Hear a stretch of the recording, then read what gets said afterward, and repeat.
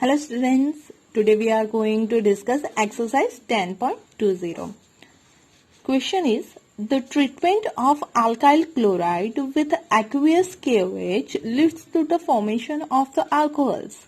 But in the presence of alcoholic KOH, alkenes are major products. Explain. सही है, हमें क्या दिया गया है, अगर हम alkyl chloride की रिएक्शन करें KOH के साथ. सही है, हमारा जो रिएक्टेंट है वो कौन सा है, अल्काइल हैलाइड है, उसमें हमने ले लिया है अल्काइल क्लोराइड. उसकी रिएक्शन करनी है हमें पोटेशियम हाइड्रोक्साइड के साथ. अगर हम पोटेशियम हाइड्रोक्साइड का सॉल्यूशन लेते हैं एक्वियस सॉल्यूशन, सही है, हम पोटेशियम हाइड्रोक्साइड का एक्वियस सॉल्यूशन लेते हैं तो रिएक्शन के थ्रू हमें क्या मिलेगा, अल्कोहल मिलेगा. मतलब हम ये कह सकते हैं कि हमारी जो रिएक्शन है वो कैसी हो जाएगी, न्यूक्लियोफिलिक सब्स्टिट्यूशन रिएक्शन. मतलब अगर हम एक्वियस KOH यूज करेंगे तो रिएक्शन होगी nucleophilic substitution reaction. But if we use alcoholic KOH, सही है, एक्वियस की जगह हमने क्या यूज कर लिया, अल्कोहलिक KOH, तो हमारी जो मेजर प्रोडक्ट होगी वो क्या होगी, एल्कीन्स होगी. और अगर मेजर प्रोडक्ट एल्कीन है मतलब कि रिएक्शन कौन सी हो गई हमारी, बीटा एलिमिनेशन रिएक्शन. सही है, तो हमें ये एक्सप्लेन करना है कि जब एक्वियस KOH यूज करते हैं तब न्यूक्लियोफिलिक सब्स्टिट्यूशन रिएक्शन क्यों होती है, और जब हम अल्कोहलिक KOH यूज करते हैं तो वो बीटा एलिमिनेशन के साइड क्यों ले जाता है. सही है, और एल्कीन क्यों मिलता है हमें, तो हमें उसे डिस्कस करना है. तो हम स्टार्ट करते हैं. In an aqueous solution, KOH almost completely ionized to the OH minus ion. सही है, जब भी हम KOH का aqueous solution फॉर्म करेंगे तो हमें पता है कि वो क्या हो जाएगा, K प्लस और OH माइनस में डिवाइड हो जाएगा, कंप्लीटली आयनाइज हो जाएगा. और ये जो OH माइनस फॉर्म होता है वो क्या है, स्ट्रॉन्ग न्यूक्लियोफाइल है. और अगर वहां पे ड्यूरिंग रिएक्शन कोई स्ट्रॉन्ग न्यूक्लियोफाइल फॉर्म हो रहा है तो न्यूक्लियोफाइल क्या करेगा, हमारे पास क्या है, तो हमारे पास RX है, उस पे एक न्यूक्लियोफाइल है ऑलरेडी, उस पे दूसरा न्यूक्लियोफाइल जो स्ट्रॉन्ग है वो अटैक करेगा, तो क्या होगा, यहां से रिमूव हो जाएगा और OH आ जाएगा. मतलब ये कौन सी हो गई, न्यूक्लियोफिलिक सब्स्टिट्यूशन रिएक्शन हो गई. न्यूक्लियोफाइल फॉर्म होगा तो वो क्या करेगा, अटैक करेगा. मतलब nucleophilic substitution reaction carried out होगी क्योंकि एक्वियस सॉल्यूशन में क्या होता है, OH माइनस फॉर्म होता है.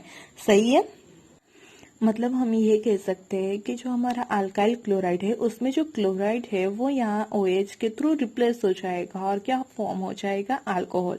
क्योंकि जब हम एक्वियस मीडियम यूज करते हैं तो ये OH माइनस फॉर्म करता है और OH minus is very good and strong nucleophile. सही है, अब बात करते हैं हम, अगर ये तो हो गई एक्वियस सॉल्यूशन ऑफ KOH की बात, अब हम बात करते हैं alcoholic solution of KOH. On the other hand, an alcoholic solution of KOH contains alkoxide ion. सही है, जैसे कि अगर हमने एक्वियस सॉल्यूशन ले लिया तो उसमें OH माइनस की कॉन्सेंट्रेशन बढ़ जाती है. और अगर हम अल्कोहलिक सॉल्यूशन ऑफ KOH लेते हैं तो उसमें क्या फॉर्म होता है, RO minus alkoxide ion form होता है. और A जो है वो क्या है, स्ट्रॉन्ग बेस है. और हमें पता है बेस क्या करता है, बेस हम किसे बोलते हैं, तो जो प्रोटॉन एक्सेप्ट करते हैं उसे क्या बोलते हैं, हम बेस बोलते हैं. मतलब जो ये RO माइनस है, अल्कोक्साइड आयन है, वो रिएक्शन में से क्या करने की ट्राई करेगा, प्रोटॉन को एक्सेप्ट करने की ट्राई करेगा. और जब वो प्रोटॉन को एक्सट्रैक्ट करेगा तो वो कौन सा प्रोटॉन होगा, बीटा कार्बन वाला प्रोटॉन. तभी उस रिएक्शन को हम क्या बोलते हैं, बीटा एलिमिनेशन रिएक्शन. कैसे होगी, तो हमने एक एग्जाम्पल के लिए अल्काइल क्लोराइड ले लिया. सही है, तो जिस कार्बन के साथ हमारा Cl अटैच हो वो हमारा कौन सा हो जाएगा, अल्फा कार्बन, और ये हो जाएगा हमारा बीटा कार्बन. सही है, अब क्या होगा, जो अल्फा कार्बन है उसका Cl माइनस. सही है, और हमने क्या किया, तो अल्कोहलिक सॉल्यूशन ऑफ KOH लिया है और हमने बोला कि जैसे भी हम अल्कोहलिक सॉल्यूशन लेंगे तो वो क्या फॉर्म करेगा, अल्कोक्साइड. अगर इथेनॉल लिया तो इथॉक्साइड फॉर्म होगा। सही है, मतलब कि ये जो हमारा अल्कोक्साइड है वो क्या करेगा, यहाँ पे जो बीटा कार्बन है उसके एक प्रोटॉन को यहाँ से एक्सेप्ट कर लेगा, राइट। तो ये वो प्रोटॉन को अगर एक्सेप्ट करता है तो यहाँ का पॉजिटिव चार्ज और यहाँ का नेगेटिव चार्ज और वहां दोनों के बीच में क्या हो जाएगा, डबल बॉन्ड।